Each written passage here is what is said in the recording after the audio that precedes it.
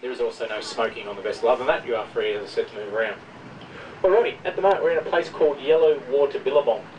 Now, Yellow Water Billabong is the last permanent waterhole of Jim Jim Creek. Now, Jim Jim Creek flows from a place called Jim Jim Falls, and the water can gather here. Now, to give you some idea, the wet season water level for this year was roughly about a metre higher than the roof of this boat. Give you some sort of scale to work on. Quite a bit of water. Some magpie geese flying in there to the right-hand side. Quite a bit. The more ground they can see, the more magpie geese we see. Some of the other birds in there, there's some little brown ducks called whistling ducks. These are wandering whistling ducks.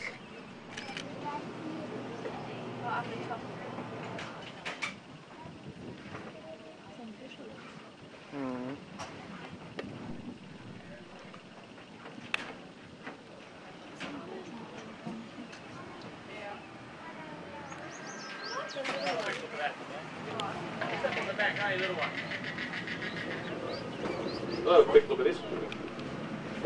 A little crocodile, little fella. Now, the salt water or tidal section is also about 2 to 3 kilometres away. So it starts or ends, depends which way you look at it, 2 to 3 k's to our right. So if we're turning upstream, heading towards the headwater, which is in the Catherine Mary River area. The plant, then the crocodile in the plant. So another saltwater crocodile. Now these animals can live up to about the same age you and I, but generally fish in this water. Now that changes throughout the country and throughout the world. As this area is not affected by the tide, as I said earlier, they don't have to worry. These small birds in there to the left-hand side are called green pygmy geese. They're Australia's smallest duck. You usually see them in pairs. The system will literally run straight off the leaf. Now it's also heliotropic. What that means is it actually rotates around to catch all the sun's rays. So it'll move with the sun throughout the day. Heliotropic. Now, these particular birds, they don't actually make a nest. Once the female lays the eggs, she goes off and mates again, leaving the male to look after the eggs, as well as also rear the young. So the female gets the life there, probably feeding the crocodiles. It does happen at times, not often, but that's how nature goes. Now, a crocodile will not chase the horse. The horse will come to the water to drink. The crocodile will be waiting for it, and there you go. We have two sorts of whistling duck in this area. What's known as a plumed whistling duck, which is most of the ones you've been seeing, and also a wandering whistling duck.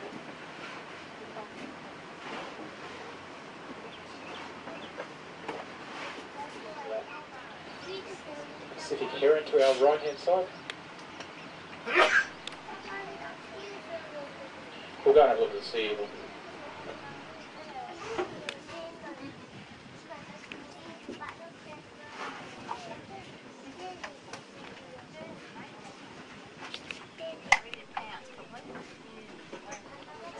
Yes, and another crocodile to the left-hand side, getting in or out of the water. At the moment, the water temperature is close enough to 30 degrees.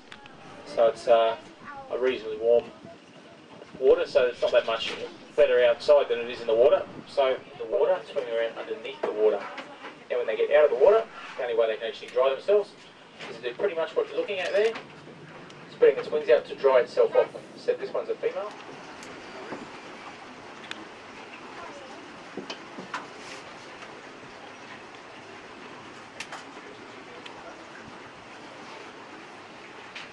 Saltwater crocodiles as well, but they certainly are around. Freshwater crocodiles can only live in freshwater too, whereas the saltwater crocodiles, as I've been saying, can live in either freshwater or saltwater. Some of the birds coming along on our left-hand side, a lot more of the brown ones.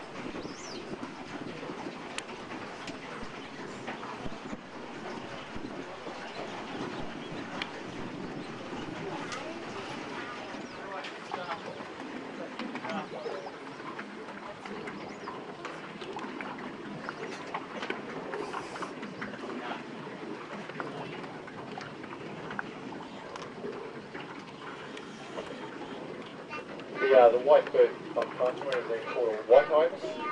But yeah, no, those birds are pretty safe. Actually open up in the morning, close up again of an afternoon.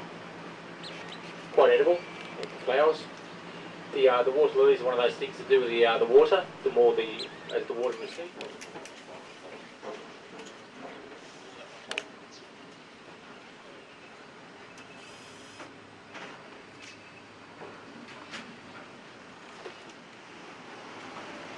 can see another pelican to our left hand side, also another jabiru there left as well.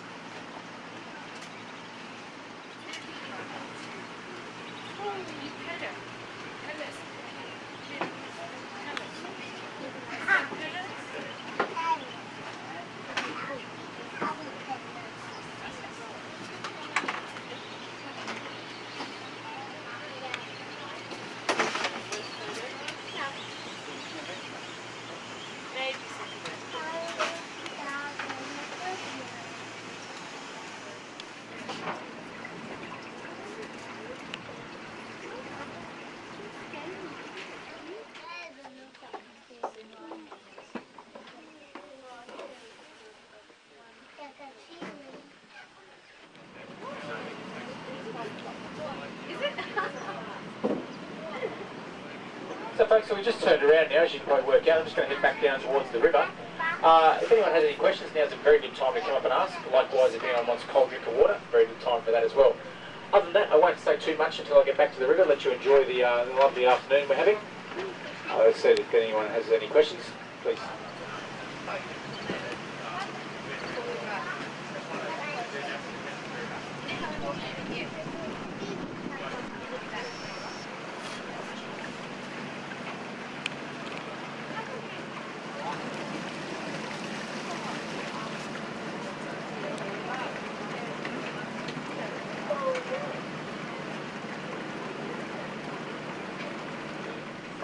Down towards the left.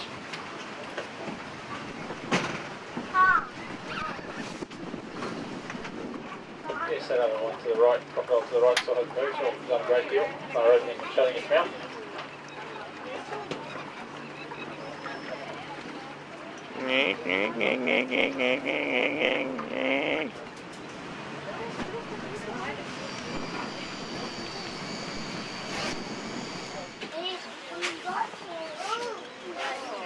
Also one of the migratory birds we get. They come up from the southern parts of Australia. Get away from that cold southern winter. A lot of the tourists do the same. See, the whistling ducks aren't too bothered by it. Got two sorts of whistling ducks there. And bamboo. Now this particular bamboo, it only flowers once in its life. It lives for about 25 years and only flowers once in that time, which is at the end of the time. Once it flowers, it then dies off. Wow. Bigger one.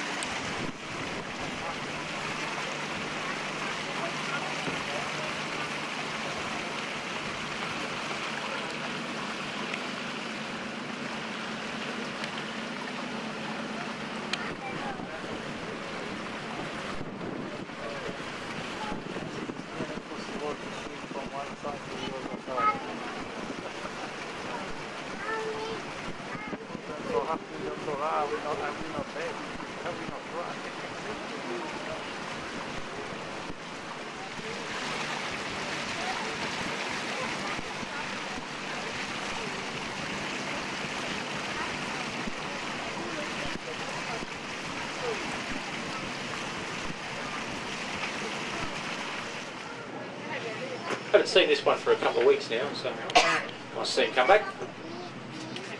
Fairly easy to tell that this one is a male. Fairly large one, as you can tell. Upward of about 4 metres, this one. Wow. Ja. Ja, klar. So you get a very dark colour one. This one's quite light, so it's obviously spent a bit of time in the clear water. Wow. Sorry, in the dark water, as it is fairly nice golden brown sort of colour, not very dark at all.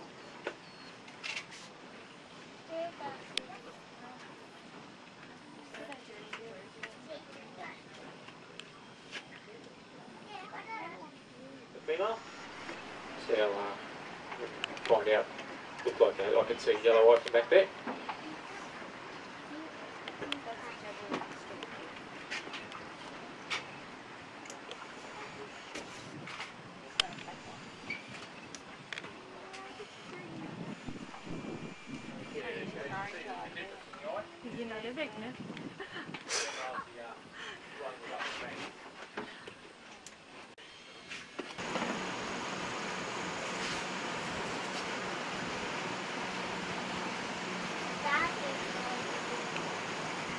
See a lot of these white flowers starting to close up now. As I said earlier, a lot of the ones on the right, they'll close up of open of the morning, close up of an afternoon. You can see their sun starting to go off them, so they'll start to close up now.